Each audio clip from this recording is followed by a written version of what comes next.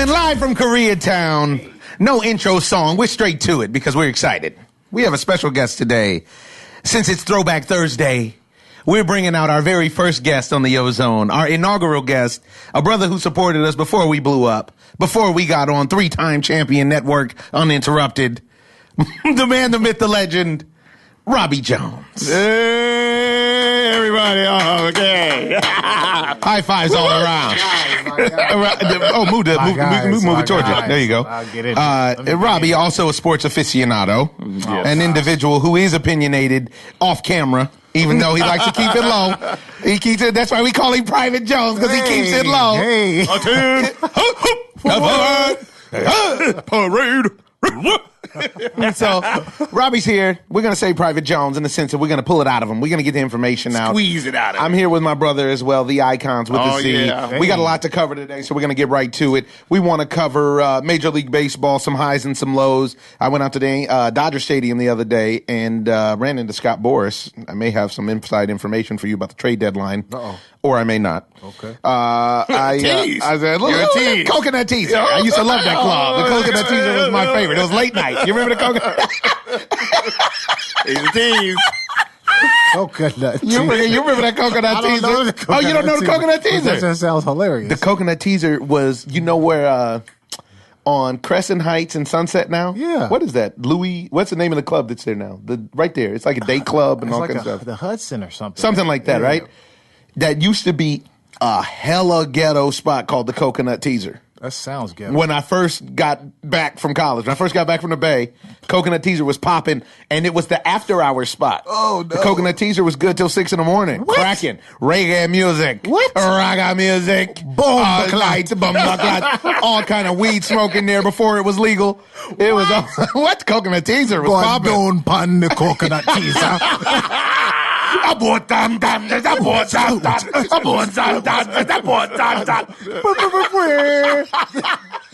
That's what was happening at the teaser. You guys need to get in the studio. Trying to tell you, it was hot. That was a hot 8 right there. More fire. Speed hot fire. So we might have that information. We always want to speak about baseball. We have some very interesting information about Cheeto and his influence over the NFL, which we all suspected, but now we can confirm. But first and foremost, we're here to talk about Robbie's expertise because he was a professional basketball player, ladies and gentlemen, before he turned movie star, television star, and Big Papa. Congratulations, by the way. Yeah, unbelievable. Man, that's great. all right. If you don't know Robbie Jones, you need to go and check him online.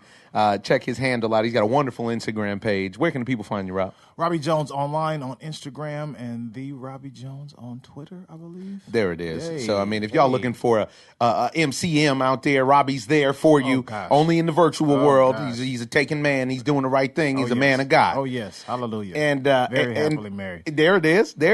And so let's talk about the NBA. Let's do it. Okay, let's rewind selecta. Yeah, put it back. And then let's talk about what you and I talk about on the telephone. For sure. We were speaking a lot during the Warriors and Rockets series. Oof. Now, Robbie's from the Bay Area, folks. Yes. All day, all night. It's a little 40 water riding in his veins. And so, I really loved your perspective on what has happened to this Warriors team in comparison to last Warriors teams. But let's just really quickly with the finals starting tonight. By the time this is on air, the finals, people will be watching this with the finals. Sure. Let's just talk about real quick how we got here on the West. The Houston Rockets, who you and I went back and forth about in private. I told you I never believe in a D'Antoni squad. You believed in him. No. We didn't go by. I know we didn't differ. We just went back and forth, trading notes about it. Please don't put me there. Yeah. I was shocked. I was like, what? No. I got evidence on the phone. He knew that they weren't serious. No. And but let's speak about what they exposed about the Warriors. Well, it's kind of crazy when you see what the Rockets did. First of all, they shot the lights out. For the most part. Until the last game. I mean, they shot the lights out, and P.J. Tucker literally won them some games with them offensive rebounds. Agreed. Flat out. Yeah, just straight hustle. And it really exposed the one-on-one defense of the Warriors being and the lack thereof. Shabby. Yeah, very shabby. Shabby. And I respect what Steve Kerr is trying to instill in his players, right? He doesn't want them to hand check at all because James Harden and Chris Paul are the master of the hook under and get the the call. Yeah. Which is garbage. You know what I mean? It's just a bad rule. It's a very bad rule. It's Ja rule. And oh my God. What would I be without you? We'd be a good NBA exactly. if that rule wasn't Where in would place. we be without? Yeah. Because they. Shout out to Ja. Yeah, shout out to Ja. Much love. But what happens is they kind of did away with that rule where you come off the screen and you jump into the man and shoot the three. I liked how they kind of they went away from that. Thank God. Thank goodness. But the next thing they need to get rid of is that hook under and to throw the head back. Harden is the master at that. If you get close to him, he jumps and throws his head back, and the referee just goes just because they see his mohawk go back. That's what it is. He has a big head with the chin. Yeah. So it presents well. It presents well. So basically, they got exposed because they're able to get away with a lot of stuff that is acceptable in the rules now. And Steph doesn't do that. I mean, Clay doesn't do that. No. I mean, KD doesn't do that. Everybody, they try to get to the contact. They play with contact. Right. And because they're not hand checking them, James Harden can get around anybody. There's not one person on the planet I can think of, although I was with Robbie Jones when a young fella named Casper Ware gave him all that he wanted. Business. And I heard about that. All that he wanted at the L.A. Drew League in Watts. Locked him down, right? Buffet style. All he could eat. All he could eat. Come on, man. Listen, y'all look up Casper Ware if you want to know about some great Long Beach State product basketball. Shout out Casper Ware. Wherever Casper is. Casper is somewhere watching the game like, right. This dude. Casper somewhere. Wait. Move your feet. That's what he thinking. Move your feet. Because I'm here to tell you, Casper's no more than 6 feet tall. No. If that. Nope. And was in James. Now, at the he LA figured Drew out, League. did he figure out early that he can't go right? He didn't care because he was in his chest. His footwork was, he was just, it was a situation where his height disadvantage, he turned it into his height advantage. And it was any. Because he was, he was underneath the handle. That's what it was. James couldn't even put the ball on the ground. And the crazy part was, James still got his. But he got it in such the hardest way. He had to work hard for that. Hard. Honestly, that made James a better player. It did. Because if you watch James' game the next... Right? Yeah, if you watch anybody who doesn't know, there is the West Coast equivalent, now I would say superior to what the East Coast started with the Rucker basketball, is the West Coast Drew League. It's a summer basketball league where the NBA players play, entertainers play, rappers play, everybody has a team, and you get out there and you get to see some great work. It's sponsored by Nike, and my brother Robbie here took me up there to watch. And wow, man, oh man, was that a great day of basketball. You get exposed. If you think you're the man and you go out to the Drew and you half stepping, they will expose you. Sure will. They will expose Sure will. And the whole gym will let you know. Yeah. So shout out to Casper Ware. He did his thing. But back to your point. Gave him 43 that night. It was disgusting. He gave James 43. It was disgusting. I mean, we were watching Robbie. It was like... It was real. The main thing was like, man, why can't Casper Ware? Why doesn't Casper Ware have a look somewhere? And he did for a minute. Yeah, he did for a minute. Mm-hmm. But check it out. Like back to your point, they just got exposed on one-on-one defense, and you can't guard James and you can't guard Chris if you're not being physical with them at all. And Steph Curry can't guard him with his hands out. Right. James, I mean, KD can't guard him with his hands. They just go by into you or they go around you. Right, and they can finish at the rim. One thing that I want to give Harden kudos on finishing is that, honestly, James may be one of the better finishers I've ever seen in the sense that he's not interested in the flashy finish. And that saves him a lot of problems because he doesn't have to drop it on you. He can drop it on you, don't sleep. But he doesn't have to dip on you. James is fine with a finger roll or a layup or high off the glass. He's A-okay with that. But one thing that got exposed about James was if you force him right, he doesn't even look to finish. I guess I'll pass. He looks to dish off. I thought that was really interesting in Game 6 and 7, primarily 7. Well, here's the crazy part. Okay, so what happened, which was crazy, is this was the first time I ever saw a team go 5 guards. Let's speak on that. Purpose. Let's speak on that. I'm talking because we talked about that. Yeah. They went 5 guards. Right. I don't think I've ever seen that. Wow. And we're effective. And that was the lineup that did the most damage. And to me, that's the problem with the coaching. They literally put them in all 4 corners. They ran some old school 4 corners. Yeah, they ran 4 corners. And literally ran a dribble exchange until whoever ISO'd on Steph had the ball, whether it was Chris or James. They made sure James had the ball on Chris, or Chris had the ball on Steph. I'm sorry, I'm saying Steph. And they drove him.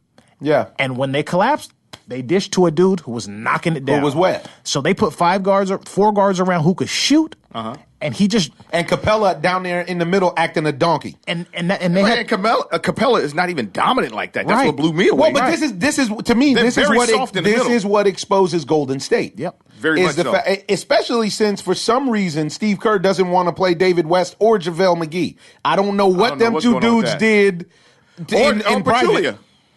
I mean, thank God he doesn't want to play Zaza. He might hurt you. He's already got a bad knee. Jeez Louise, Zaza, let me breathe. Zaza ruining people's careers out there. He's a low-key enforcer. But see, and this is the thing. So what ends up happening is if a team goes 5 guards on you and you have size, there's no logic into 4 or 5 guards. There's no logic as into why you shouldn't be able to dominate. The thing that disparages me about the NBA in its current state is it is almost as if, and I got major traction online from something I tweeted, was that in that game 7, in the 3rd and 4th quarters, it was as if the Houston Rockets were allergic to 2-pointers. Mm-hmm. But this is what their coach preaches. Exactly. He wants to shoot up to 100. So they lived by the 3 and they literally died by the 3. He doesn't want 2-pointers. I've literally watched him say, "Hey, listen, we need to get at least. I want to work up till we can get 100 threes in a game." Like, wow, really? This is ridiculous. But we're talking about That's now. why, though. That's why they played those 5 guards, because if you put JaVale out there or you put David West out there, they're not going to shoot a 3. And if they trade 3s for 2s, they're going to win the game. That's their logic. Percentage-wise. This is what I'm saying. If their percentage is a certain amount. Exactly. Right. And they shot the lights out. For 5 of the 7 games. And they led the West in wins. Mm-hmm. Yes. So they believed it was going to work. We did it. We've been doing it. It's been working. And these guys can't guard. They can't. If we break them down off the dribble, somebody's got to help. Right. As soon as somebody helps, somebody's going to be open who can shoot. Right. And that was winning them games. I've never seen that before. But you know what it didn't do? Exactly. It didn't win. We have not seen that win games 7. Exactly. Which is game. It does not win championships. Hold on. Which is game 90. See, this is another factor. You got them rubbery legs. I talked about it. Come on. Your legs. I was standing up. I should have laid down. And so, but this is the thing, and this is what I was talking about on the Ozone a couple weeks ago. Right. Even LeBron James, you can't have more love for LeBron James than I got for him. I don't try to front. Even LeBron James, I'm here to tell you, eventually your legs can only take so much in one sustained period. Yeah. Now we're going on the 4th time we're going to see this Cavs Golden State matchup. Both teams have the DNA of their original teams, but primarily they're completely different teams. You know, this is the weakest version of the Warriors team that I've seen, in my opinion, without Iguodala. I agree. And I think Iggy, they're better. I think a lot. In my opinion, with Iggy, despite whatever metrics and statistical numbers that they come up with, Iggy puts them in a position where they are drastically, exponentially better because he does intangibles that really help the team. And and LeBron lit him up, but he gives LeBron a problem. He gives LeBron a problem. And see, the whole thing is making work extra. That's what it's all about. This is what it's all about. It's about. Yeah. Now, just like Casper Ware. Yeah, he made him work. That was it. He got his, but he wore him out a little bit. Exactly. And he kept that game tight. Mm-hmm. Now, in that same situation, in that same vein, when the Cavs and LeBron James were able to beat the Warriors, the 1 out of the 3 times that they beat them, it was the one time that the Warriors actually went 7 games on their road to the finals. Yep.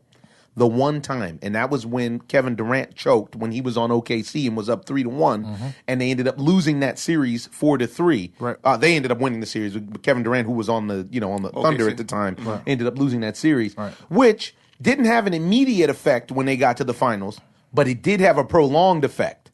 7 games is real, and the NBA, since they refuse to make the first round 5 games like they should and do what's right for the community, these extra games matter. Big time. And unfortunately, LeBron also went 7 and played 48 minutes. So, even though guys on his team haven't, so his guys should be fresher than those guys. Yeah, but LeBron takes care of his body like nobody else. He's a machine. So, I agree. I agree. He's a freak of nature. Yeah, he goes the extra mile to take care of his body, not like the rest of the league. And I watched Al Horford speak after the game, and he literally changed his life as far as his conditioning and eating and everything else, meaning LeBron James. He was like, man, I just recognized that I need to, change my diet, and I need to work out a little bit extra, and I need to, all the things that goes to take you to that next level. For sure. For sure, but you're still a human. And so in that, LeBron James is playing game 95 or whatever it is that he's playing. He went 7 in the first round. So what is that? He's 82, no, it's 100. So what are you trying to say? This game 100. I think this is game 100. This is game 100. I think I heard it on ESPN. This is game 100 for him for the season. What are you trying to say? I'm saying that this extra fatigue actually will give him a chance to get the job done because at the end of in the second half of Game 7 and in the first half of Game 7 of the Western Conference Finals, Kevin Durant looked like a strong wind could blow him over. He sure did. He looked tired. I mean, he looks really tired. He's looked tired in the past, and I maintain that he's a great scorer, but I think that the main thing that got exposed was a mental fragility for Golden State. I don't think Golden State necessarily believes the full 48 minutes. And I think that what ends up happening is that they give you the opportunity to beat you, to being careless with the ball. They're loose with the ball. You've never seen a good team, a great team, that's loose with the ball as this. But most teams aren't smart enough to capitalize because they fall into the trap of the three-point hoax. And you're never going to out Golden State. I don't care if they go through a lull or whatever. You can't beat them that way. You can't beat them that way. And that's a problem because these teams don't seem to recognize that. So tonight, game 1, what I'm looking for is, 1, to see if LeBron James gets any help from Tyronn Lue because I want to see what the substitution patterns are like. 2, to see if his teammates are actually awake or if they're brain dead because it's not going to get it done. Hanging out with J.R. Smith getting hot in the fourth quarter after y'all down 30, that ain't going to get it done. Well, let me shoot this to Robbie. Not against the Warriors. Robbie, nope. What's your starting lineup for the Cavs? What would you go with? It depends on who's healthy. Because they got everybody. Everybody's back. Kevin Love's back. Everybody's back. They got everybody. Yeah, so who's your starting 5? No, and knowing that Iggy's not on. Yeah, who's your starting 5? I go with the starting 5 with Kevin Love in the lineup. You know what I mean? So you would go Korver? Would you go Korver or would you go J.R. Smith to start? I think I will go J.R. Smith to start. Really? Interesting. Because I like Korver coming off the bench because he's hot immediately. Yeah. He doesn't. I know exactly what you mean. He's hot immediately, and if they ever go through any lulls, exactly. If they ever go through any lulls, when he comes off the bench, he's instant offense. Off the screen, he's scary. Yeah. He's wet. Legitimately, when I watch Kyle Korver come off the bench and he catches, he's ready. It's like he's already warm. That shot is up, it's out. 0.6 of a second, and he's got it going. Money. He might miss 1 or 2 of them, but it's go time. It's going to be wet. Yes, it's going to be wet. He's scary. For sure. Okay, so who else that's you got? That's you got what JR, you got LeBron, you got Kevin Love. Yeah. Oh, so you would start LeBron? Yeah. Start LeBron? You're like, what? Don't hit him, man. Come on. And I would start Tristan. Yeah, you see. TT, you go TT? Yeah. Okay, what do we got? So what do we got? I would take the most experienced squad, like they've been winning with, and I would start those guys. The guys who've been to the championship. Now, do you think that Green starts or Green doesn't start? No, Kevin Love starts. So but Kevin Love is playing center. Jeff Green wasn't playing center though. He was playing like power forward, right? Exactly. So he was playing for Kevin Love. I feel like the team. One of the things that this team is missing is the Channing Frye type. Is the individual who could bang and was fundamentally sound to rebound, but also could shoot when left open, but was fundamentally sound for a post move, a tip in, something to that effect. Stretch 5. Yeah. Stretch 5. Now, who's your starting 5? For LeBron? Yeah. Or you just talking about at the park? I'm going to go with Tim. I'm going to go with Robbie. I'm going to go with Kev. Right. And Casper Ware. And guaranteed, I'm going to come off the bench so Casper can start. Whatever happens. You know what? I'm going to go with, I don't know if I start Kevin Love.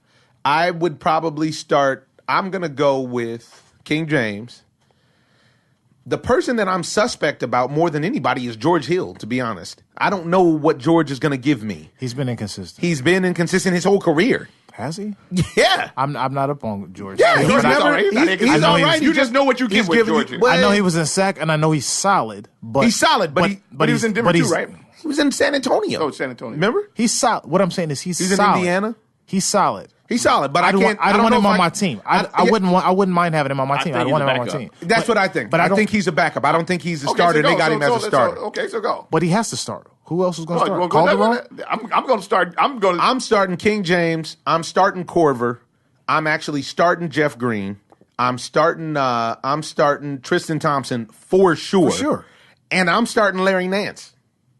I'm starting Larry Nance because I need to. I'm starting even if Larry Nance just comes in for the first 3. And I'm going to tell you why I'm starting Larry Nance.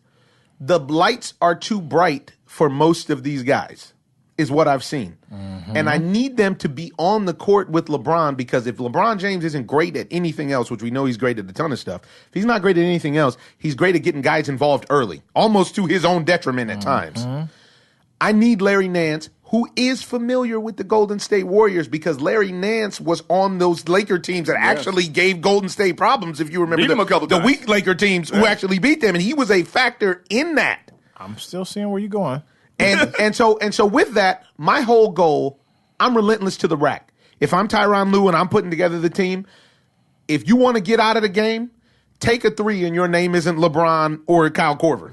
Everybody else, I need you to be in the box. But that's what they I want to crash boards. Yeah. And the other thing that I want to do, I'm setting every off-ball screen so that we can get a favorable matchup in the box, either with LeBron or with anybody.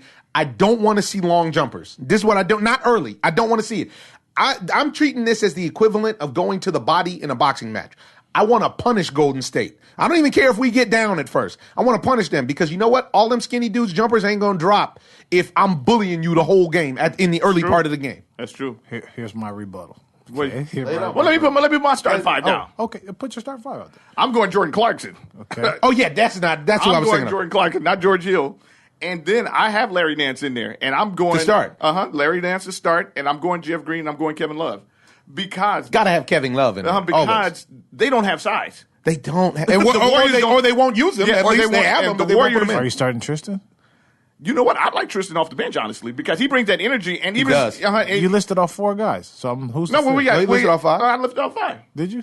We have Clarkson. We have Larry Nance. We have LeBron. I just didn't say LeBron. We have Kevin. So you're going to start LeBron too, then? Yeah. Okay. Sure? I mean, no, I'm going to bring him off the bench. But they Clarkson. I go with Clarkson over George Hill. Yeah, because 100%. Clarkson can create his own shot. It's also on that Laker team that gave Golden State problems. By the way, Clarkson is not afraid.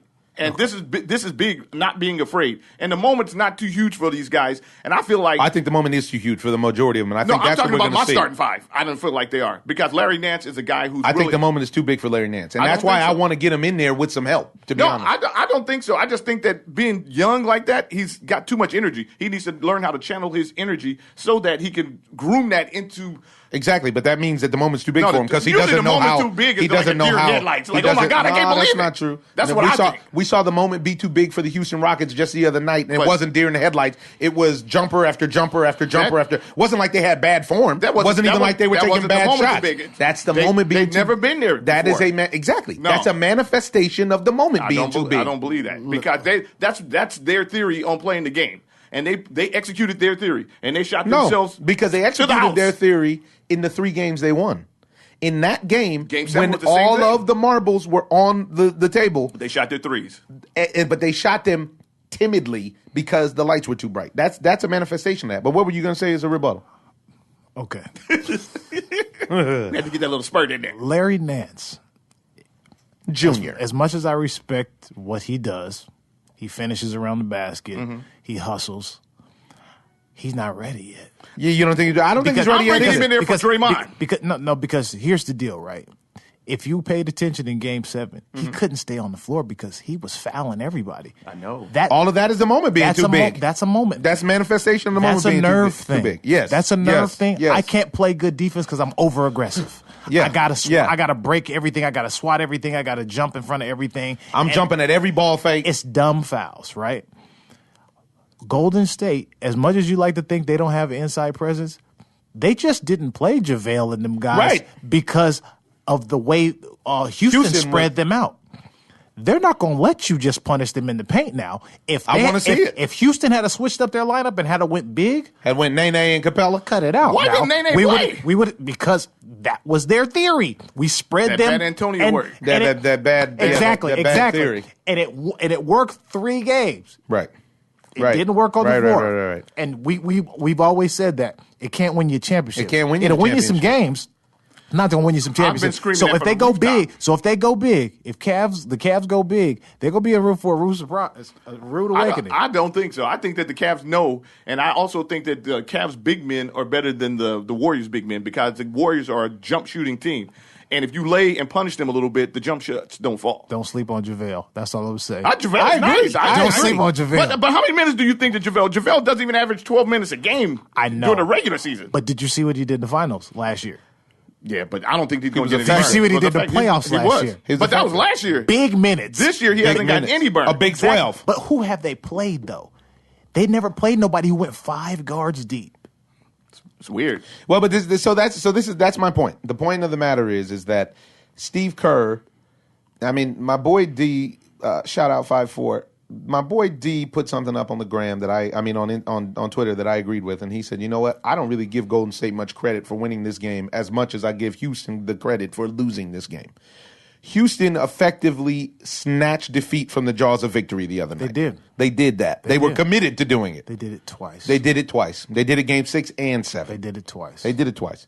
And lack of experience, a lack of leadership. And I don't even think it's a lack of experience. Even though there is a lack of experience, James Harden has been around. James Harden did that same nonsense in the finals. James, you know that nobody can stop you to the rack. Yep. But you want to dribble, Euro step, crip walk behind the 3 and shoot the jumper. Even when it's not wet. Get to the free throw line. This is actually what you're best at in the entire league is getting to the free throw line. Yeah. So, there's that. I really hope that the Cavs make a series out of this. I think the idea that the Vegas odds opened at minus 1,000 for Golden State is absurd. I think is that what it is? It's 10-1. Every 1,000, you have to bet $1,000 to win $100 if you're betting on Golden State to win the series. Are you kidding me? LeBron is that big of an underdog? And now LeBron, this makes LeBron an underdog in 7 of the 9 finals he's gone to. 7 of the 9 opening odds from Vegas say LeBron James is going to lose. That's bold. He's only won 2. He's won 3. I'm saying he's only won, but he won 2. He won 3 of those. Got he won 3 of 8. Cavaliers. Right. Yeah. He wasn't the underdog in those 2 that he won. With the Heat you're talking about? Yeah, he wasn't the underdog there. Those are the 2 that he wasn't the underdog. Exactly. That's my point. Yeah. He shouldn't have beat the Spurs that first year that he went with the Cavs way back in 06 or 07, whatever that was. Your boy Pop made a bad call. Yeah. Pop didn't make a bad call. Then he took Tim Duncan out of the game or something, right? No. In 2006, when LeBron James, this is how long LeBron James has been balling. LeBron James took a no-name team with Drew Gooden and Drew Gooden. I haven't heard that's a blast from the past. And me. Wow, another I was on the team too. He took us to the finals. I was getting served by Pop. It was a slow time in my movie career. And so that was back in the Mike Brown days, I do believe. I can't remember who the coach was at the time. I think it was Mike Brown. Yeah. And that's when LeBron beat that Detroit Pistons team that beat him up. Beat him up down. in a team that had incredible defense. Yeah. He destroyed them. He was a one-man army. Yes. And Popovich saw the footage and was like, oh, you think that's going to work? Check this out. And locked him up. Right. But he should have. That was LeBron was young. Yeah. So he shouldn't have won that one. He should have won all 3 of the ones with the Heat. For sure. Even though he lost 1 to the Mavericks. He's 4. He lost 1 to the Mavericks. He lost 1 to the Spurs, and he beat the Spurs twice, or he beat somebody else. Yeah, he lost 1 to Dallas, right? Lost 1 to Dallas, 1 to 1 to the Spurs. And did he lose 1 to the Spurs? And dang it, who's that last team? I don't know, but you just said exactly what I just said. Yeah, you like that? Except he said the Mavericks, and I said Dallas. Exactly, which made you not think that I was talking about Dallas. That was dope. I tricked you. So, and Robbie's like, no, what? The Mavericks? No, he said he knew. The Mavericks of Dallas? Exactly. The Los Angeles Anaheim Angels of LA. So, anywho, he's going in as a major underdog. A guy that great. It just goes to show this is a team game. I don't put that underdog status on LeBron James. No. That underdog status is on the team. That's what it is. On not just his team, on the team. Yeah. And from what you've seen from the team, watching the season and the series and the playoffs, I would actually have them as underdogs as well. Absolutely. Because they've shown no consistency. The only consistent person has been number 23. They should have lost to Boston. Woo! Hot take. They should have lost to Boston. You think? Absolutely. What happened? The same thing we've been talking about. That moment was too big for them young boys. It was. The lights were too bright for them. You always have to learn how to win. They shot themselves in the face, not the foot. Like, they went out there and handed them that game. They handed them 2 games. I don't agree. They didn't hand them 2 games. I don't agree. They didn't hand them the second. The game 6, they didn't handle. They didn't hand them. Game 7, they handed it to them. Yeah, honestly, for me, LeBron did not take that game from them. Game 7, he scored the first 12 points. I'm saying that LeBron were James down. in game, but he scored the Cavaliers' first 12 points. LeBron James in Game 7 against a Boston Celtics team that has never been there. I'm taking LeBron James because those dudes don't know how to win. You need somebody to show them how. That's it. That's exactly what I'm saying. They don't know how to win. And I sat there and watched. LeBron took it from them. Man, you can say that because that's what happened. But it was like they were handing it to him, and he just took it out their hand. They just really didn't know how to close it. They didn't need to go to a Game 7. If you can get it done in Game 6, then you're good. But if you go to Game 7, you're going to have a problem. And I'm taking Cavaliers to win it. Okay, I like that. And how many? I respect that. I'm going to 7. I respect that. Man, you need a lot of summer breaks. Yeah, everybody gonna need a long summer break. It's gonna be rough. I'm gonna say this one last thing. What I really hated about that series is that them young boys took a moral victory out of that.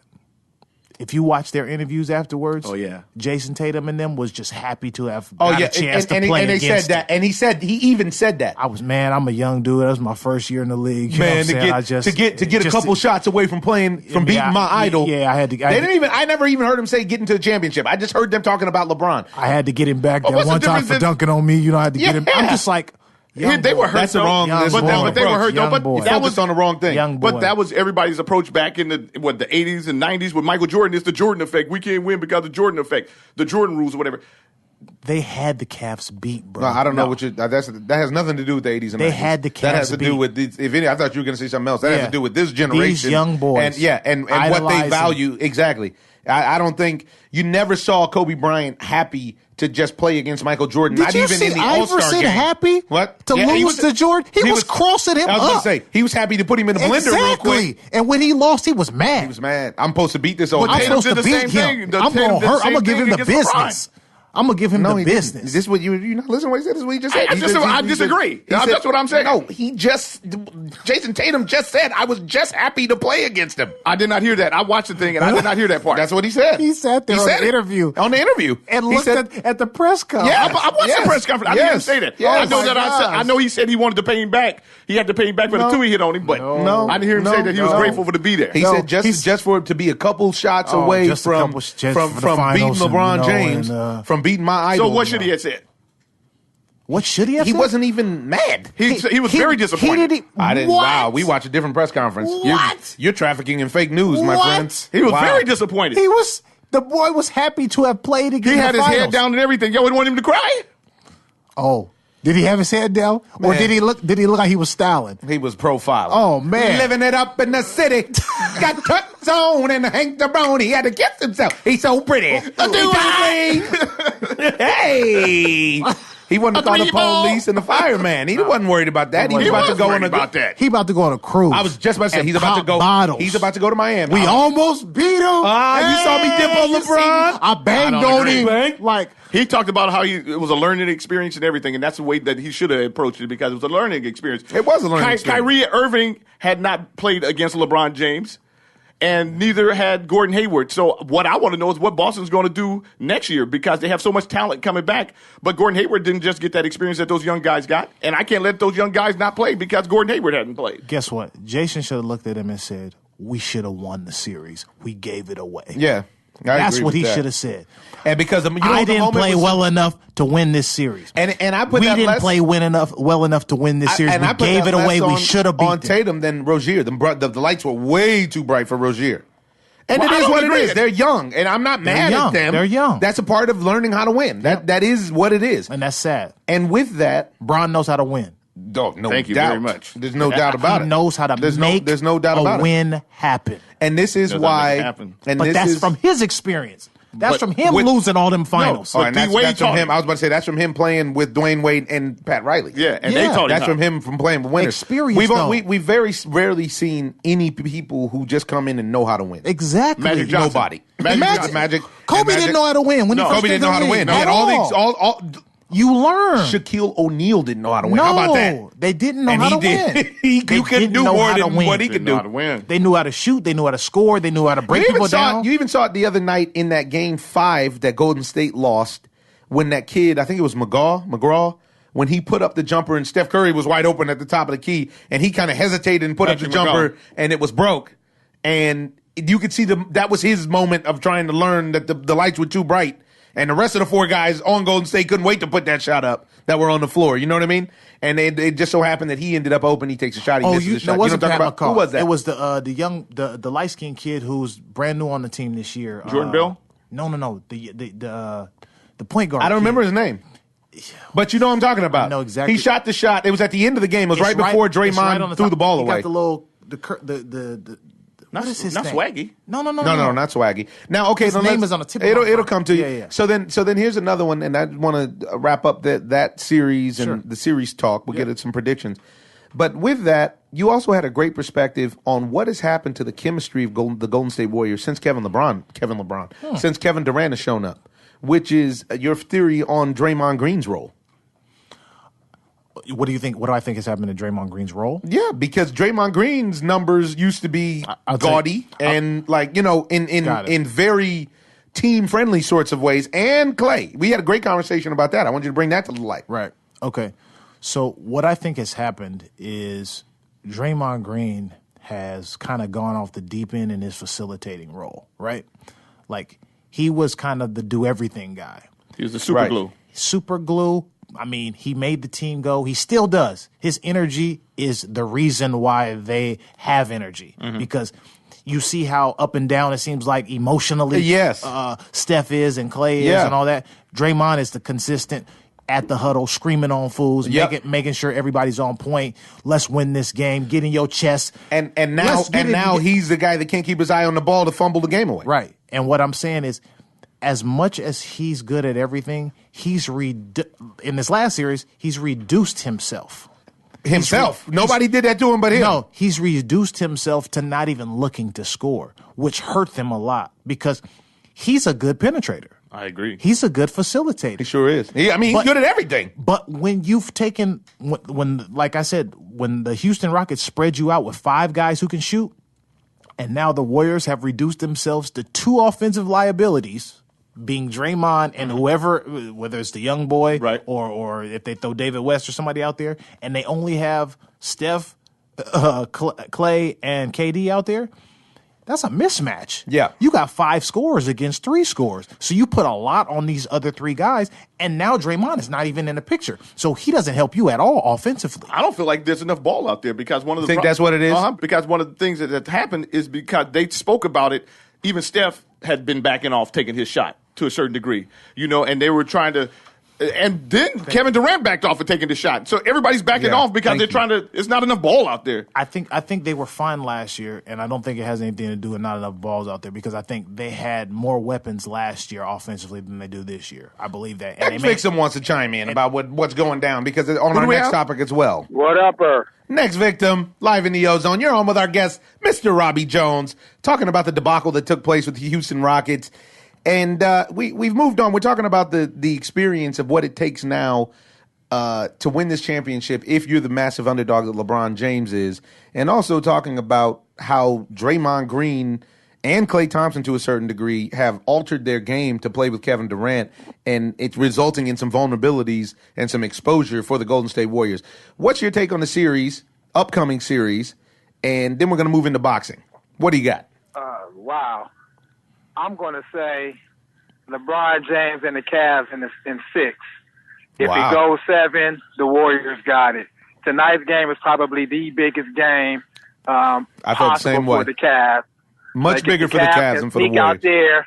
If they can sneak out tonight with the win, it builds the confidence of the young remaining players, of the young guys, and they're built for a long, stronger series. if it comes to the run and gun against the young, against the Warriors got that if it goes 7. But if they can get this win tonight to get the confidence and strong arm and bully these thin Warriors, it's a wrap. Them thin Warriors! Come out and play! Them thin Warriors. That's heck of fun. They out there running thin mints. They on the Atkins diet. And so, you know what's funny? Because before you got on air, that's exactly what I just said. I said tonight's game is huge for the Cavs. Much bigger for the Cavs than it is for the Warriors. They need to set the tone. Because if they go out there and they get blown out tonight, they could get swept. It's going to be hard. It's hard to beat LeBron James 4 games in the series. But it's sweat. You don't think so? The NBA's You think Adam Silver is going to push the button? Oh, yeah, for sure. Wow. The refs won't allow that. They suspended Draymond to stop him from getting swept that 1 year, and they ended up losing. Draymond did that. That wasn't them. No, Draymond that was the the one. league. Right. That was the league. That was Draymond. Draymond swinging on people's nuts. No, he accidentally kicked his brother, and they suspended him on a momentum game. Stop accidentally in every round. come on, That's man. like saying that's like saying the Ambien caused Roseanne's racist tweet. No, don't go there. No, it ain't the same thing. True. And he ain't had no kick this year, though. He ain't had not one kick this year. So that's all Draymond. He's off the Kickstarter campaign. He's on a GoFundMe. But do you suspend him, though? Yes. Do you suspend him? That was like the third time he had kicked somebody in the nuts. He went too far. Can't keep kicking cats in the nuts. Come on, Rob. You know that. He didn't kick him. He didn't kick him. Wait, man, run the tape back. You playing right now. Watch the replay. LeBron didn't even buckle. LeBron didn't even buckle. He just got nuts of steel. That ain't got. Pause. That doesn't mean that it was illegal. That mean it wasn't illegal. Get off LeBron's nuts. The steel. Telling you. Yeah, man. He kicked him. Who did he kick? He kicked, I think, Westbrook the round before that. Yeah, or was it Steven Adams? He kicked. He kicked Steven Adams, I think, twice. He kicked Steven Adams in two separate games. You don't remember? The league came down like, okay, man, that's enough. That's too far, man. These guys want to have kids. We take it out on you in the summer. We fine you like we did Brady on the Deflate Gate. All that. Get him in the summertime after the That's championship. that Bay Area homerism right there. That's what that is. That's Homer. Oh, now, okay, so now this we want to move, switching gears. Got to do it for the tipper on the line. Tell the people where they can find you online. You can find me at Twitter at DoItFor4 THA Tipper. That is me. DoItFor4 TIPPER. Do it for the tipper. That is me. Do it for the tipper. Now, I want to get everybody's take on this. Moving into the boxing ring, we've reached a stall on what would have been the fight of the year, in theory, which is the Canelo Alvarez Triple G unification bout, one of the mostly unification bout. Billy Joe Saunders still has one of the belts. And I wanted to get everybody's take on what's going on. So let's lay the groundwork real quick. Last year's fight in September ended in a very controversial split draw, which one of the cards was obviously rigged. Super rigged. Everybody in the world knows it. It gave boxing a black eye. Even Canelo fans knew that. And that was the worst. That was a bad call. Yeah, that was, come on, man. And then you move into, okay, the rematch is coming up. Cool. Everybody's getting hyped up. You know, all of the hype and the talk is going on. Yep. I had actually done a piece for HBO Boxing about the fight, and they have some interesting backstories on both guys about their street fighting and all this other crazy stuff. Wow. Then you come to find Canelo is tested positive for a masking agent for a performance-enhancing drug that he tried to claim came from eating contaminated meat in Mexico, although his trainers, he had the mad cow, he had the mad lion, although his too many beefsteaks and not enough time to bust them all up with one clip of testosterone. Don't care. You forgot about Mad Lion. He got him. Just listen to Mad Lion the other day. Got me weak. I was bumping Mad Lion the other day. Gotta take it easy. What? Gotta take it easy. And so, too much Mad Lion was going down, and then no, I don't think anybody in the world believes that either. Not at so, all. Gennady Golovkin moves on because he wants to stay sharp. He beat up a guy that hadn't fought in a few years down at the StubHub Center. He hurt him bad. He might have gave that young man brain damage, but kudos to him because he came out there and actually won that first round. Yeah. He beat Gennady up that first round, which is what resulted in his demise. The wake-up call. He tapped him up the first round. He tapped him up that first round. Yeah, that was bad. Yeah. So it was impressive. It was impressive. He took 13 straight punches. Which may have resulted in CTE. And so then, now we're back at the negotiation table, and Oscar De La Hoya and Golden Boy want the same terms that they had before. No. Gennady has instructed his promoters to be like, whoa. For one, I'm the champ. I'm the champ. For two, I agreed to 65-35 split, and I'm on the low side. What? Basically, I want to lay this out for you. Based on the fact that I just wanted a rematch. I just wanted to beat this dude up so bad and clearly that I wanted a rematch. The only reason that we didn't have that split in that fight is because your guy tested positive for the juice twice. Not once, but twice. What? So now if you guys want to step back in the ring with the champ who has done the highest cable numbers on television this year for a boxing match, which was that fight when he fought with a replacement killer. At the Stub Hub. He kept it west. He said, if you want to step in with the Don, I need 50-50. Got to be. I don't even feel like it's got to be 50-50. I feel like Canelo, why does Canelo deserve to get 50?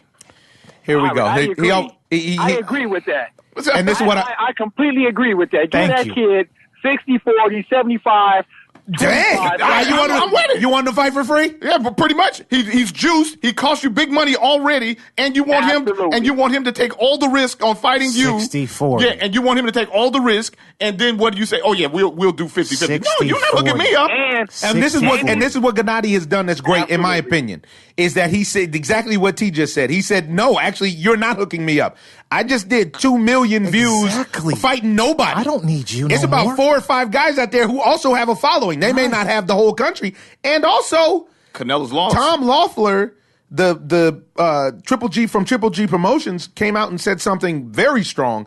He said, actually, Canelo needs Gennady to clear his name. He does. He needs a clean fight under his belt and a clean dub. Exactly. And we don't know what we're going to get. Because he lost that fight. He lost the first fight. And he needs it to clear his name. To be like, no, I'm the real one. It wasn't a draw, and I really could win this fight. But now we have 60-40. Yeah, but it's a question mark. It's a question mark if he was even clean the last fight. Exactly. Well, and you remember what Senator Harry Reid out in Nevada actually came out and said after Canelo got caught for clenbuterol, is he said that Floyd Mayweather had expressed to him that before their fight, Floyd Mayweather had expressed to him several times that he was convinced that he was dirty back then. Wow. This is a raising all the way up in the ranks. Wow. And Harry Reid used to be a boxer himself, so he was taking it very seriously. And Floyd said it was clean. And he said, I don't know about that. But he said that there's too much. Don't do me like that. He said that there's too much money involved for me to not do it. Floyd Mayweather has had some A samples that tested dirty that they decided not to test some B samples. And Floyd Mayweather is the number 1 contributor to the USADA. He was to the U.S. Anti-Doping Agency. Yes, sir. The number 1 contributor was Mr. Floyd Mayweather. When it is well known that the World Anti-Doping Agency, VADA, is the one that is the most clean, is the one that most transparent. The one that just caught Canelo. The one that Canelo was hesitant to sign up for is and all of a sudden, you think Floyd slipped a couple all of a sudden Robbie wink. He might have slipped a couple piss tests. Shoulder rolled them. He shoulder rolled a couple piss tests. That was it. Slide. That's what you're saying? Is that really what you're saying?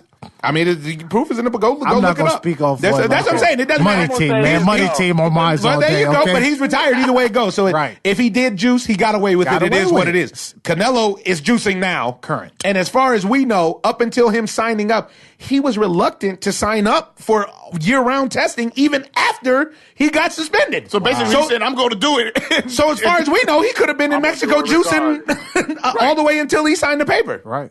That's true. So around the board, you guys think that not only should he not get 50-50, not only should he not get Canelo not get 50-50, you guys think that he should be down 60-40 on this. I'm going lower than 60-40. I'm 75-25. I'm 70. 75. I would negotiate 75-25. Then I drop it down. To a minimum of 60-40. And the reason for that is the dude tested dirty twice. Yeah. You heard the sport. With that taking place, it's like we know if they fight and when they fight, it's going to be a cause in there for a rematch. Either way. So then possibly you can still, if you don't make the 75-25 or the 70-30, then you still drop it for the rematch fight in the rematch clause to go 60-40 Canelo, because he's owed that money. He's owed that money. Yeah, he did. Well, see, but that money is lost. And to me, he's not necessarily owed that money, because this is the price, especially in the United States, especially in the capitalistic capital of the world. This is the price for doing the right thing. And ultimately, we have to recognize that. Gennady Golovkin did the right thing, because he could have said nothing and nobody would have penalized Canelo. Let's be honest about this. They would have just swept it under the rug. Yep. The commission wouldn't have said much. But Gennady Golovkin himself came out and said, yeah, he cheats. I know he cheats. They showed me pictures. And then they start putting the pictures up and you're like, ooh, those are needle marks in his ab. You haven't seen the pictures? No. Can you pull the pictures, T, so well, you can see it? And yeah. Well, it's not like a secret. He was like, the pictures are like pretty clear cut. What? Yeah, at the weigh-in and stuff like that. And he was like, he said it's bad. He goes, I'm for clean boxing. He goes, I'm for clean sport. He goes, you're cheating the sport, you're cheating yourself, you're cheating me, and it's dangerous. It is dangerous. Nobody ever says that, because we had the champ Deontay Wilder on, and Deontay Wilder was like, man, I'll fight these dudes even if they juicing. I don't care. That was his whole thing with Luis Ortiz when Luis Ortiz tested dirty. He was like, I'll still fight him. Oh, he's a savage. He was like, I'm not going to juice because I could kill somebody. That would be. And that's murder. Wow. He's a sav. On the air. He told us right on the air. I don't want to fight nobody who just... I really don't. They might hit me with that ooh-wee. They might. That's their goal. And see, and then the other thing, besides hitting you with the ooh-wee, they'll take your ooh-wee as if it wasn't ooh-wee. Exactly. Dr. Bombay. Right. He don't stop and he don't play. Every time we try to the other homie from the Ozone running away. He said you can play any sport, but you can't play boxing. Sure can. That's right. Sure can. So wow, that's interesting. So the overall 60, feeling 40. Is 60-40 for Gennady. For sure. And now they're talking about each guy is looking to go their own way.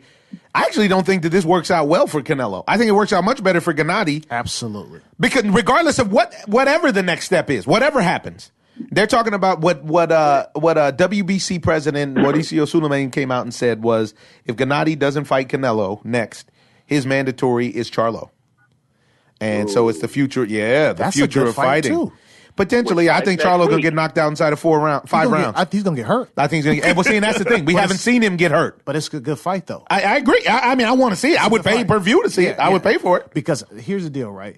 If he fights Canelo again and wins, he won the first one. We already knew he won the first one. He has nothing to prove. And not to anybody who watched the fight. This is what I'm saying. He's taking all the risks. Anybody who knows boxing. He's taking all the risks. Not to the layperson. Anybody who knows boxing. They know everybody knows that he won that fight. So he has nothing left to prove to real boxing fans. Yes. So the only thing that he's proven to himself is that he's going to knock him out. Right. So he wants to knock him out. Exactly. And he wants to pick up his crazy cheese. Exactly. That Little Caesars is around the corner from Canelo's house. Yeah, it is. It really is. And he's picking up crazy bread, fitting 40, 50, or 30, 40 million. If he knocks Canelo out, his cheese is off the rack.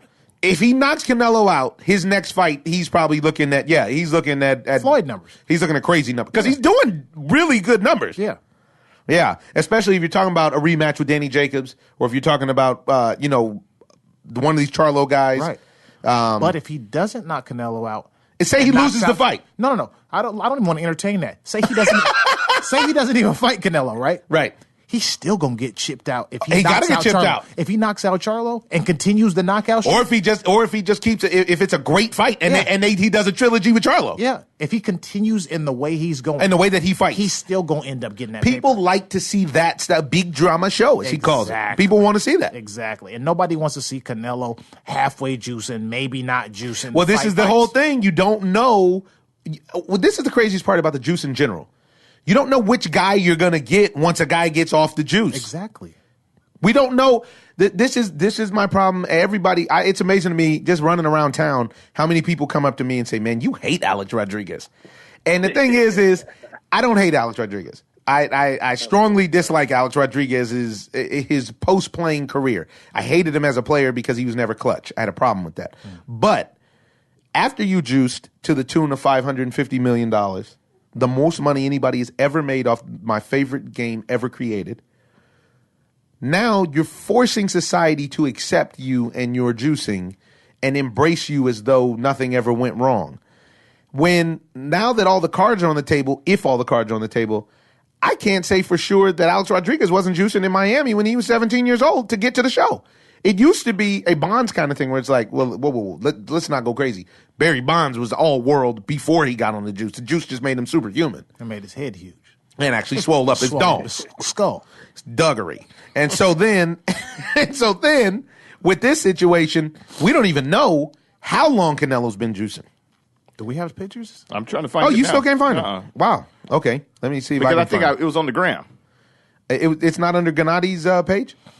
Let me look. I wasn't looking. Anywho, so we have that. We also have Vargas is saying he expects a Broner rematch next, which I don't even say the B word on the air anymore. Have we already spoken on this? We were speaking. We spoke to me and you. We spoke on via text. We had a mean little text. Oh yeah, about the buffoonery. We don't need to keep going into it. We were on a group call. We were on a group call. Conference call. And we don't even need we don't need. We get no burn, no pub for that nonsense. But an interesting thing did happen, which was Vasily Lomachenko went and got shoulder surgery. Right. So for which he said he hurt his shoulder in the second round. He just didn't want to make any excuses, anything like that. He's down for a while, which the game needs him. The game kind of needs him. He's down for a minute. He's vicious. He's the real deal, guys. And who's the real deal that's waiting? You don't think Lomachenko's the real deal? Oh, have you had this conversation with T before? I'm on the same page as him. I don't say that he's not the real deal. I think he's a good fighter. I think he's a good fighter. I just don't think I can't say after 12 fights that he's the greatest of all time. Bob Arum is talking reckless. No. Bob Arum is talking reckless, saying that he has a skill set he's never seen, including Muhammad Ali and blah blah blah. People always embellish too much when it comes to boxing. I know. I don't know why. I don't even know why that's necessary. That's what I'm out. Why can't he just be a great fighter? He's a great fighter. You know what I mean? And from what I've seen, he's a great fighter. I know he's a good fighter right now. He's got to prove himself to be a great fighter. He hasn't proven. You can't prove yourself to be a great fighter in 13 fights. Well, here it is. He's fought great in those 13 fights. 12. He got beat up in one of them. He fought 12 of those 13 fights. He did fight great in. Great. And like convincingly, like wow, great. Yeah, but it's also a quality of opponent. Well, it's also size of opponent more so than quality. Because these were good quality opponents, but he was always the bigger man. I'll concede that. And I saw a fight that was much closer than what everybody, including Vegas, anticipated in that fight that he just won a couple weeks ago. So he got off the mat for him. Which he got off the mat, which is extremely impressive. Let's not front on that at all. Also, we got a big fight coming up next Saturday, not this Saturday, next Saturday, folks. We got Terrence Crawford fighting Jeff Horn. I can't say Loma. I don't think Loma's better than Terrence Crawford. I'd love to see that. And Jeff Horn is not good. And Jeff Horn, he's some. Oh boy, he's some trash. He got pop. He's some trash. He has pop, but I mean, he got hands. They put were on about him. Manny put hands on him. He made him look bad. He put hands on him. Right. And this was another situation where I hate to bring up not the race card, but the discrimination card. This is another situation where if you notice in popular society, ever since Manny Pacquiao rededicated his life to Christianity, he's been persona non grata when it comes to the decisions, to popularity, to the whole song and dance. Max Kellerman comes out of his neck talking completely reckless about him all the time now. What? Yeah. Oh yeah. What is he saying about him? I mean, he's since I know they've been talking about he don't have his killer instinct. No everybody talking about that. Oh, what happened to your pop? Just like how he talked reckless the other night to who did he talk crazy to? Gennady. Yeah. He talked crazy to Gennady. He talked crazy to and Gennady. They booed Max Kellerman. Yes. I was at the fight. They booed him because he was like out of pocket. He was like, hey, this was a great display tonight. Where was all that power in your last two fights against Danny Jacobs and Canelo? He dropped Danny Jacobs. He dropped Danny, and he beat the crap out of Canelo. He beat the mess out of Canelo. And Canelo was on that stuff, which probably held him up. Right. Which is probably why he needed so much time to recover. Danny Jacobs weighed so much when he came in. He might as well have been a heavyweight. But he put Danny Jacobs down. Yes. Put him down. He had to put him down. And so, but I am interested in this fight because I would like to see Bud Crawford not get off to a slow start. I would like to see Bud Crawford start at the top of his potential. You know what I mean? He's a really good fighter. Because he has a tendency to give you a lightweight Badu Jack, not in the sense of he doesn't he doesn't let it go all the way to the point where too far. Yeah, where you don't fight the first 6 rounds and then surprise when you win the next 6 and get a draw, which is Badu Jack's favorite move. He doesn't do that, but Badu Jack actually just put out some great information that I can't front on with Badu Jack. They said Badu Jack is taking the purse winnings of his fighting career and starting worldwide orphanages. Badu Jack's out there trying to do what's right to humanity. Wow. And so, I mean, I guess I could support him. Shout out to Badu Jack. Yeah, I guess I could support him for a little bit longer if he would just fight the first 6 rounds of the fight.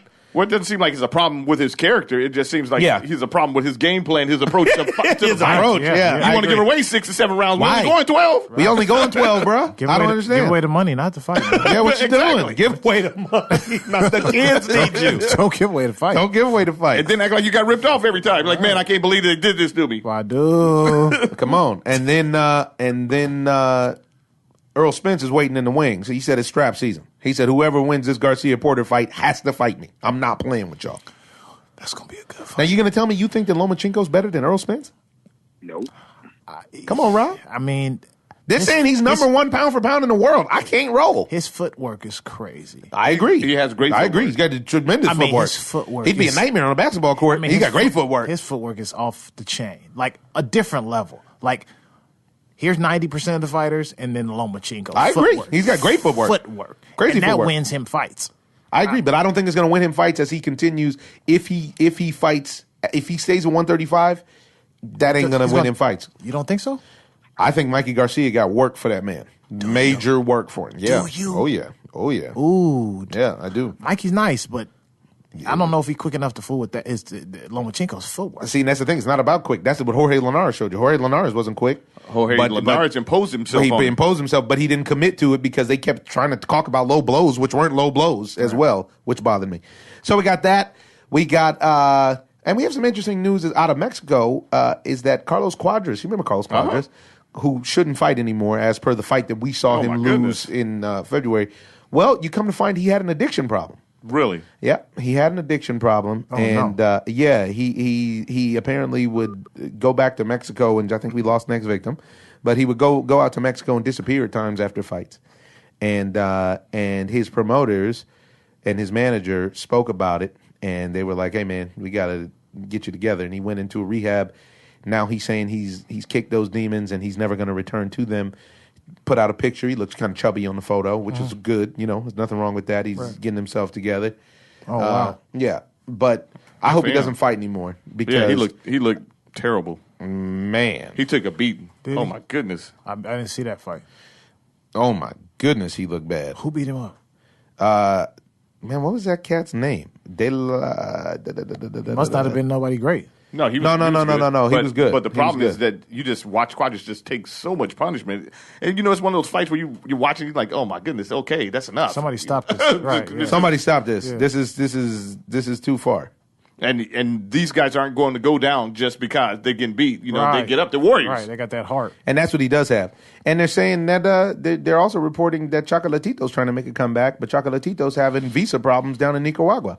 What? You don't have visa problems when you're winning, though. Ain't that at all? Right? You don't have none of that. I want a visa. What's that? I don't even need one. What is a visa? I just showed up. Soaring visa. Soaring visa. Soaring visa. I gave him that work. He gave my visa problem. He took his visa. Took his visa. Man, that's the worst. Man, the freaking Thai. Did you hear about the Thai homie? The Thai homie's going through emotional problems. His manager came out and said, "Hey, he's not ready. He's not fit to fight right now. We'll let you know when he gets back." The Thai homie. He caught his girl running around with another boxer or something like that, and his eggs are scrambled right now. So we sending shouts, love out to the Thai homie. Love out to Soar and Visa. Yeah, because Soar is real. Oh, he's Soar, not. He got hands. You don't want problems. Oh, he got hands, and he got the strongest chin ever. He can take a freaking man. He can hunt. take a punch. Oh man. Yeah, and somebody I follow on Instagram that I really like is Unify, and he's a little guy. We got a lot of little guy boxing nowadays, but he's one of Eddie Hearn's fighters, and he made his U.S. debut in Fresno, and he beat a guy named David Carmona who had missed weight. As a boxer, just missing weight seems like a real lack of discipline, a complete and total lack of discipline. Yeah, you got plenty of time to make weight. As any athlete that's not doing their job. Like you watch on the Cavaliers with dudes missing open jumpers. Come on, man. You can't do that. I mean, you got to make weight. So I'm trying to find this picture of Canelo's ab because you can see the needle mark in the same way that you could see John Jones's. Remember when John Jones had the needle mark when John Jones was juicing? No. Wow, Rob, man. You didn't know about John Jones? John Jones is my guy. Are you kidding? You knew John Jones was juicing. I mean, he's been. He had some problems. He's been having some personal problems. He's been having some issues. Yeah, he got caught juicing a couple times, and then and he had the needle. They both had the same mark in the same spot, in that lower abdomen spot. That mark of the beast. They had the beast. You can see that one on John Jones. Wait, and that's from the juice? Yeah, because you injected in your gut. Are you sure that's what that is? No, I mean I wasn't at the house, Oh. but he did. But he did test dirty. Because some cats just have that kind of. I don't think he got stomach acne. I don't think that's what it was. striations. You know what I mean? I don't think it was striation nation. But you're trying to help him out. I know John Jones he is got my love guy. for John Come Jones. on, man. So We both Joneses now. So exactly, that's your cousin. Right. That's your country cousin out there. And then now let's talk about football real quick. Let's talk about this deposition that leaked from Jerry Jones. Is that real? I mean, as far as I understand, seen it on IG, but then I tried to look it up and I couldn't find it. I looked it up. It's It real. was on Bleacher Report. It's all over the place. Yeah, Is it now? It's him and Steve Ross down with the Miami that owns the Dolphins, who came out and said, listen, I was actually 100% on the side of our players until Trump introduced a different narrative. And yeah, actually, we just kind of kowtowed to his thing.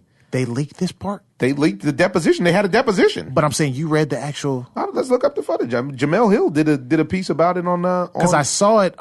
Shout out to Matt Barnes. I saw it on his page. He got it from Sean King. And Yeah. I saw it and I was like, sometimes I don't know if that's real. And then I looked it this up one is real. and I didn't see any other stories about it. There's plenty of stories about it. It must have just got hyped today. Oh no, it just got hyped yesterday. Actually, Okay. Yesterday was when it dropped, and this is part of the issue: is that they're basically coming out to say now, they're coming out and saying that you know what, the president had a role in this, you know, And that violates some kind of law or something. That's what they were like insinuating. Him interjecting his beliefs and opinions on a private business or entity is like illegal. It should be. That's what the emoluments clause and all that is about. Right. Because then what he came out and said was, you know, hey man, this is a real win for me. Yes. So let's keep this alive. Blah blah blah blah blah blah. Yeah, I remember that was a quote. So at the undefeated.com, it says, and I quote that. I can't wait. I was looking for that stuff last night. Yeah, I'll send it over to you. Yeah, I can't find the needle marks. They scrubbed the internet of the marks. Take me a little while to dig him They up. scrubbed the marks. No, they ain't scrubbing. They're on there. Yeah. Believe it. And you know what? Did you hashtag Canelo on Instagram? Because that's where they will be. So here you go. And this is from the Wall Street Journal. Jones said Trump told him, this is a very winning, strong issue for me. Tell everybody, you can't win this one. This one lifts me. Miami Dolphins owner Stephen Ross testified that New England Patriots owner Robert Kraft had also discussed the anthem with Trump directly. Wow. Ross testified that Trump's comments changed the dialogue. And Houston Texans owner Bob McNair acknowledged that the protests were financially hurting teams. Let's see. I believe that's illegal. And then Jerry I'm not Jones, when misinformed. being outed, Jerry Jones tried to deflect and say, hey, let's not give him that much credit, all right? But I do recognize that he's the president of these here United States. Right. Wow. Just shows you how weak the owners are and how it's a good old boy network. That's all it is. That's we all knew it that. is. Yeah. We knew that. And there's a serious problem because the problem is going to now be, in my opinion, the problem is now going to be they've drawn an even further line in the stand with this anthem rule, because ultimately I think I read at the end of the season last season there was only 7 people still kneeling. It might have died out in the offseason if they would have just hired Colin Kaepernick as a backup or something like that. Yep. It is what it is. Yeah. But no, what they decided to do was to further the thing by making this divide here. And now you've put the players in a position just like Trump did when he called them sons of bitches, Yep. where they either have to stand up or get fully punked. Yep. And, you know, the rumor is that they're trying to figure out how they're going to go about their new version of the protest. And the crazy part is Which they hurts gave them everybody. some time. They gave them some time to unify. They sure did. That's a good point. You gave them some lead time. But the So problem, you gonna have something. yeah, you're going to have something. But the problem is that the league is not unified in general. You know, they have one of the worst unions in sports. Right. Preach, brother. Yeah. First of all, you can't have these guys keep on going out there playing and killing themselves and not having guaranteed contracts. Right. And then these owners running around like this a plantation where they can do whatever they want to or say whatever they want to. I mean, these guys are citizens of the United States. You don't get to just decide that they can't have an opinion. Right. You know, and it's not right. It's not a negative opinion. They're saying, and when the narrative got changed and made it seem like that they were against the military or, the flag or whatever, that's not the problem. That's what they weren't kneeling for that, It's at times, I don't know if you guys feel like that, but it seems like the NFL is like modern day sharecropping. I do feel like that sometimes, because you look at these guys and the owners sit up in their box and they look at that guy, hey man, humanize these guys. Exactly. There's no humanization so of it. expendable. Yeah. And when you watch those shows like Hard Knocks that kind of give you the insight onto these players' lives and you see how desperate these guys really are behind closed doors and how cutthroat it is. This is one of the reasons those jobs are secured. I love being on Ballers. Just because we get to explore this stuff, especially with my character. Sad, isn't it? Yeah, man. Because it's not all of this, what everybody thinks it is. Exactly. And the reason why they're expendable is because they don't have guaranteed contracts. You guarantee that money and then they'll put a little bit more. Exactly. You got to invest in your investment. Exactly. I have to make sure that you're focused on your focus. Yeah. Yeah, but you can't sit around and just like, oh, well, you hurt? Okay, well, I got somebody else. Bring Robbie in now. Right. You can't just discard something that you've invested in. Come on, man. It's going to hurt you more. Exactly. So why not? And that's exactly why they want to make sure that doesn't happen. Exactly. They're keeping it like that. I'm going to go out on a limb and say something crazy, which is I actually believe that this is the kind of scenario that could put the NFL out of business. I know you said that before. Because, That's big. because with the way that they're doing this now, they've created a divide. Big time. How do you fix this? No one can win here. The owners who consider themselves owners, they really are, you know what I mean? It's not like they embody that. 100%.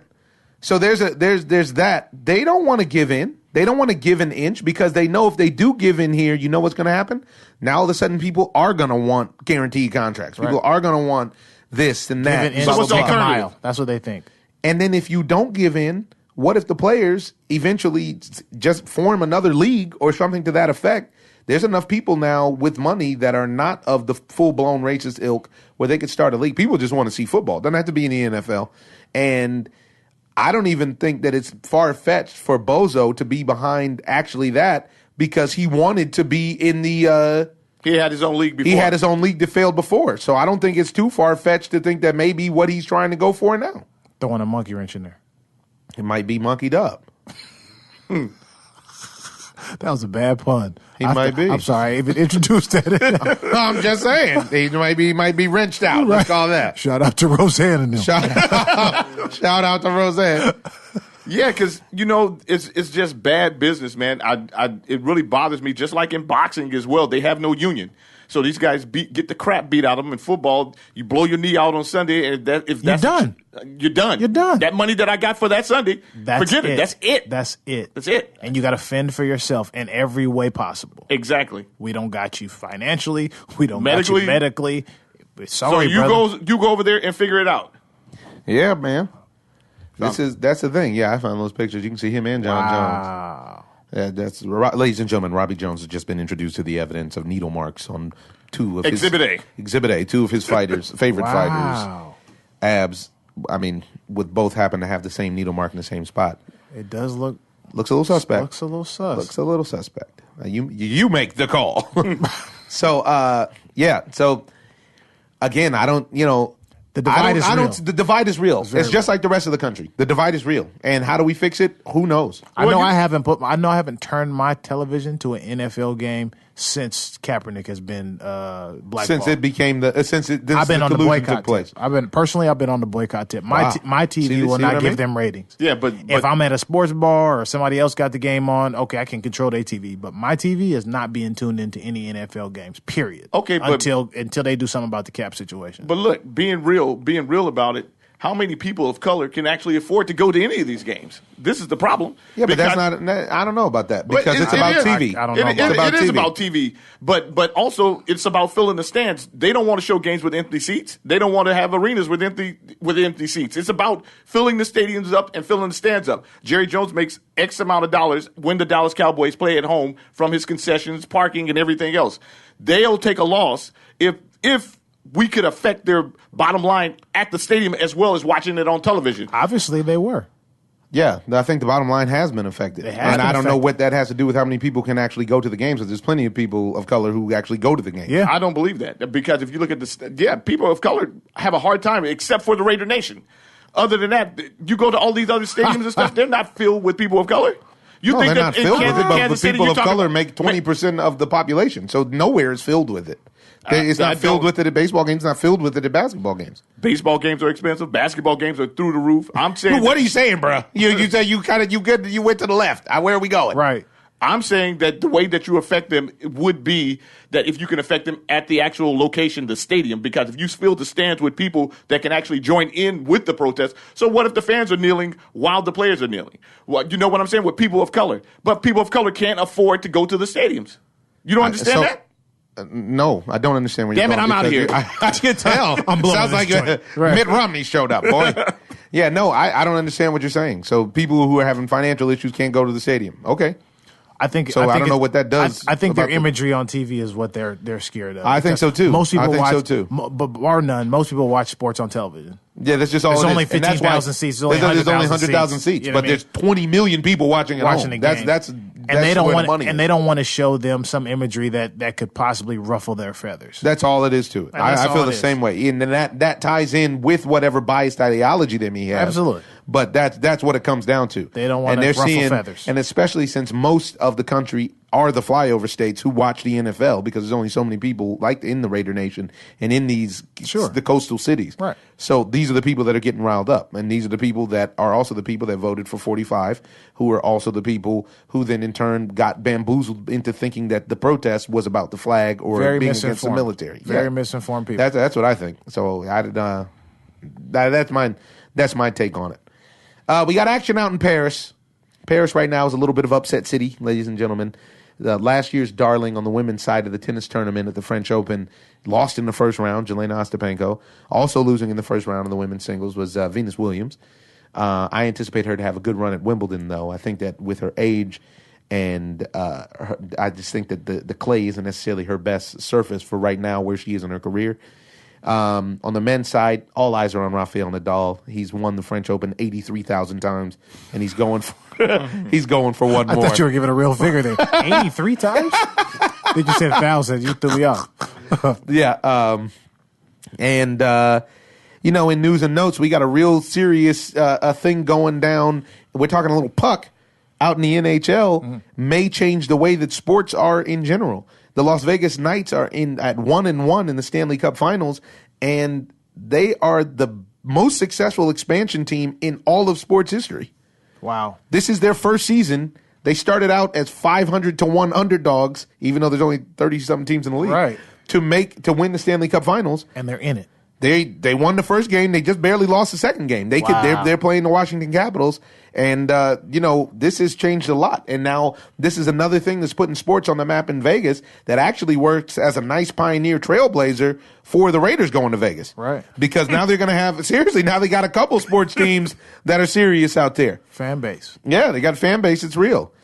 Vegas and the Raiders don't go well together. I don't think so either. I don't think it's a good idea. I didn't think Vegas and ice in general. This is my point. This is why I bring it up. And they're talking about how this is changing the face of sports and making all owners and potential sports ownership investors rethink what works where. Yeah. Ice in the desert. Who would think? Exactly. I would have been like, hockey, never. And their stadium is popping. It's not like it's, people are there. What? Like, cracking games. Everybody loves a winner. Imagine, though. Vegas knows how to put on the show. Yep. Yeah. Yep. You go catch a game, and then you catch a Cirque du Soleil. Mm-hmm. Then you go to the room, you might catch gonorrhea. That's up to you. The choice is yours. Vegas is full of options, man. They got it all for you. They got it all for you. Have it all for It's up to you. And sometimes what happens in Vegas doesn't stay there. Sometimes it does. It travels. Like the Knights and the Caps. So, And then last but not least, just want to give a quick shout out to Real Madrid for winning the Champions League. That was a big game on Saturday. They had a couple interesting. Yeah, we shout out all champions. And they had some interesting unsung heroes. It wasn't all the big names that got the job done. And I thought that was pretty interesting because this may be, how sports works in cycles and routines. So maybe we see that unsung hero piece starting tonight, the NBA Finals. Could happen. Could happen. They might keep it real. Madrid. I see what you did there. I like that. So, you guys got anything else you want to cover? Is there anything else that we're not fooling with baseball today, or what we doing? Oh, we can fool with a little game so fine. It's played on diamonds. I saw something the other day that was going to make you go crazy. Which was? Somebody at ESPN put up an article. I was going to send it to you, and I said, let me make this dude go crazy on air. Put up an article that said, yes, Mookie Betts leads Mike Trout in every statistical way. But Mike Trout is still the best player who ever lived. But Mike Trout is still on a historic pace, and Mookie Betts is not. Are you kidding? And it was all about war. Good God. What is it good for? Absolutely nothing. And this virtual stat that they made up called war. A win over replacement. And I've been screaming about Mookie Betts is better than Mike Trout. Everybody needs to get over themselves. Mookie Betts can five to a player is Mookie Betts. Mike Trout, I'll give him 4. Mike Trout is a great player, but Mike Trout is not the greatest. Mike Trout has all 5? No, I don't think his arm. His arm ain't up to code. Huh? Mookie Betts doesn't strike out. First of all, if we want to go by home runs, okay, Mike Trout is tied for the league. But J.D. Martinez, honestly, there's a lot of ball players that you can take over Mike Trout.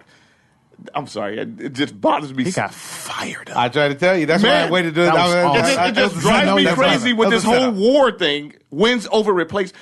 Mike Trout, a couple of years ago, won the MVP with his team in last place or second to last place. Mookie Betts they had identical stats. Mookie Betts went to the playoffs, and Mookie Betts loses the MVP. How does that work? Where does the war work? How does the war work? Obviously, it doesn't mean anything if the guy is losing and still you take him out of the lineup and they're still in last place. Right. Come on, dude. Be for real. This is a virtual made-up stat. Fired up. And ready to go. Fired up. Mookie Betts. I mean, let's shut it down. No, keep going. Yeah, I'm about to blow a gasket. I can see that. Up in here. Up in there. Y'all gonna make me go all out. They making you go all out. But come on. Yeah, they let his dogs out. It's serious business. Tell me this. Riddle me this, Batman. If Mookie Betts is leading him in all these categories and all the stats, why is it that Mike Trout is better than him right now? They're saying it's because of war. They're saying it's because Mookie Betts has actually played less games than Mike Trout, so his sample size is not consistent for the entirety of this season. They're talking about potential stats. What is your opinion on it? You know what? Mookie Betts is a monster, is what I think. And I think that Mike Trout is the beneficiary. I think Mike Trout is a monster. And I think that all in all, Mike Trout is the beneficiary of the good old boy system. In the sense that when he's however good he is, it will be amplified. And with Mookie Betts, no matter how good he is, it is still to be measured up. There was a period where they had crowned Mike Trout the greatest center fielder in the game and arguably the greatest player in the game that year that Bryce Harper put up some of the dumbest numbers I've ever seen.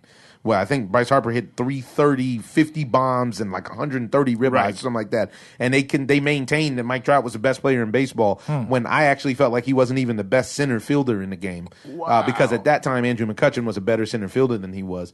Then Andrew McCutchen, something happened. I think he might have went to Vegas and things didn't go the right way or something because his game went left from that point. Hilarious. But I think Mike Trout is a great player, and he's also a really nice guy. I met him a couple times. He is a nice guy, and he's a great guy, and it's going to be interesting to see because Mike Trout needs to get to the playoffs.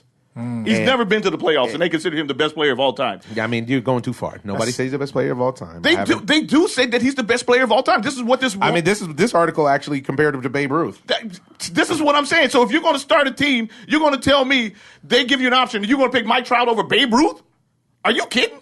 Over Ricky Henderson, over Willie Mays, over Mickey Mantle, over Lou Gehrig, over Ty Cobb, the redneck. Come on, man. And you're saying that I'll take him. Come on. Over Pedro. Over King Griffey Jr. I mean, we can just go all. Come on, dude. Terry's fired up. This dude is not ready to go. I'm trying to tell you. I said he's fired up. And ready to go. Ready to go.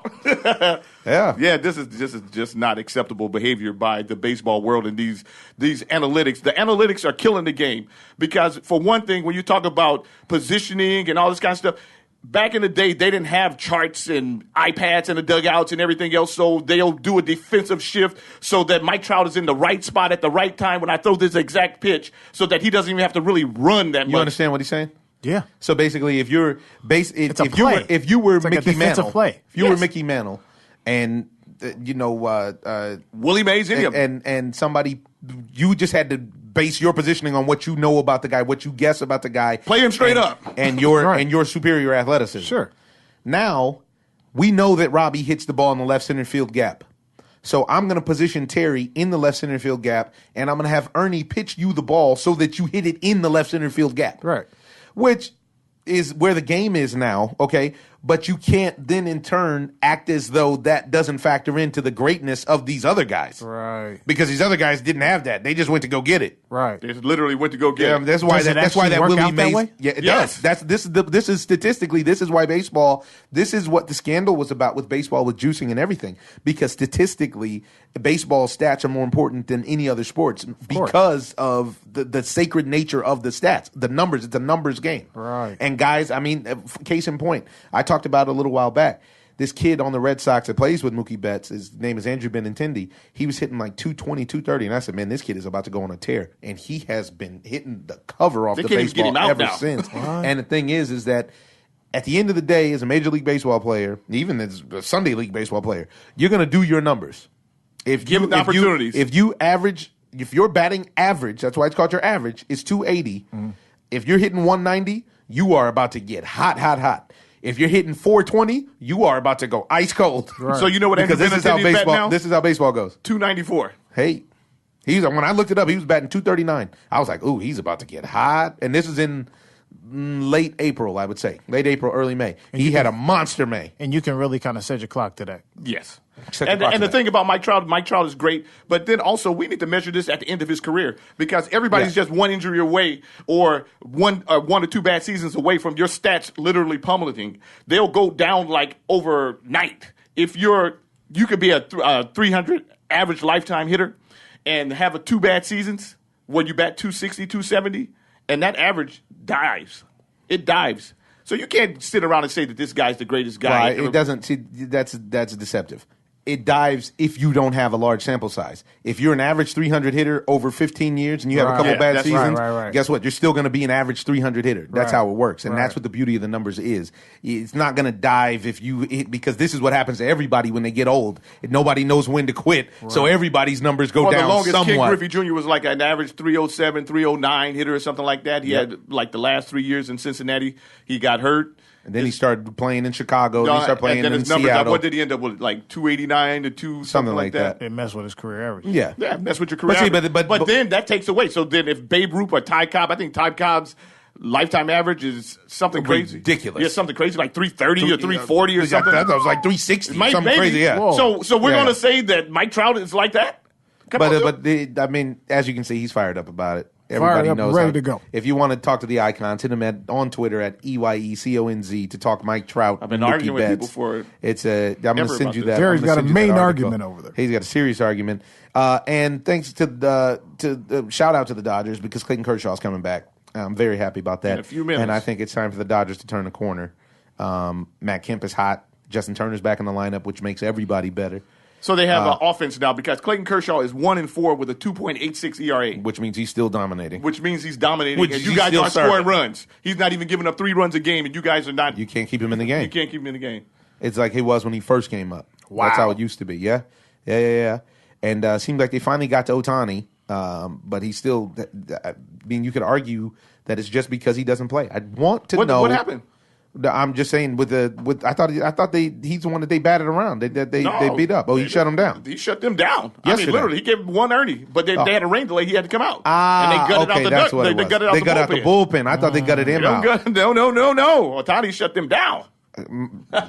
So when we're talking about Mike Trout, when we talk about Mike Trout, and we also talking about Mookie Betts, Mike Trout, the best player in the world is that dear Japanese fella named Shohei Ohtani. A Japanese fella. Japanese fella named Shohei. It's showtime, fellas. Showtime. Really? Shohei Ohtani. Let's go. I actually think he's the best player in the world. They lied to him. They bamboozled him. In the world? Yes, he was supposed to be the scouts went over there and they scouted him for probably about a 2-year period. They had a two-way phenom. You know, in lower levels, you can hit and pitch. When you get to the major league, nobody does that anymore. Really? This kid was in Japan playing both sides of the ball, throwing 100 miles an hour fastball, a mean splitter, and a tight slider, as well as hitting the ball 400 feet.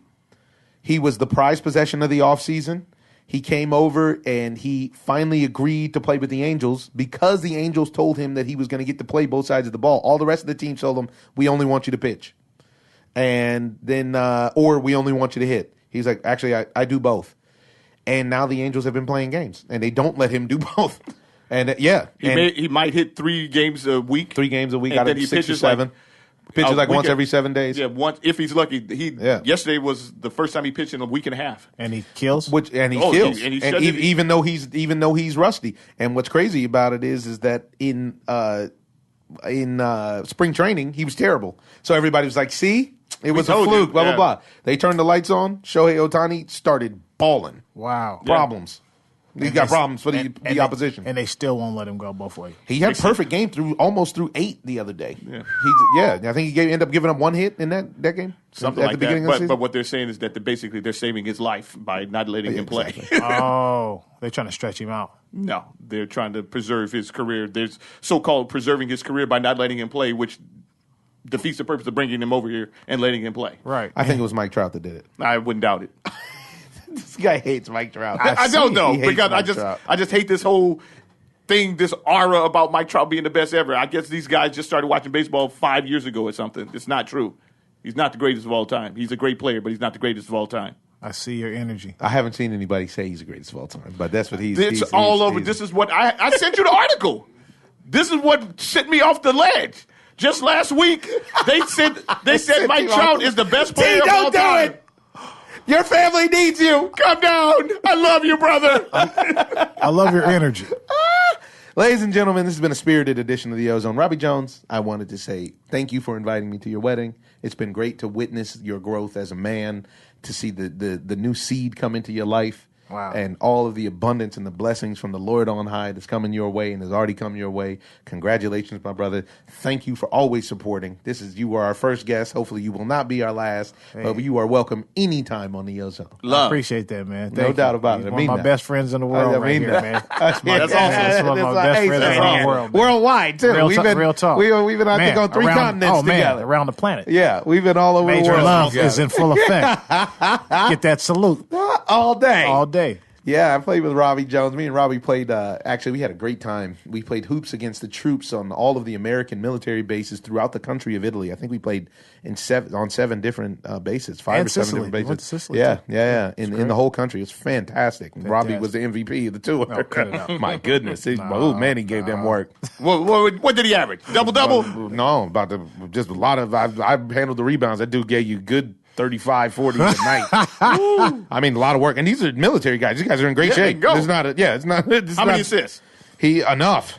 I mean, we had a weak squad, I have to say. So the assists were kind of, he might have had about 7 and 5 were to me. Right. And and that's when I could move a little bit, but he was our number 1 option. Oh, man. But shout out to Jesse Metcalf, the homie Josh Henderson, Hindu out there, and Big Hill Harper, and Big Hill Harper brother, who was gimpy during the trip. I tore up my Achilles, brother, but I had to come out just pass out some. Where Hill came out? That's how we all got to be real tight. Okay. That's how we all got to be tight.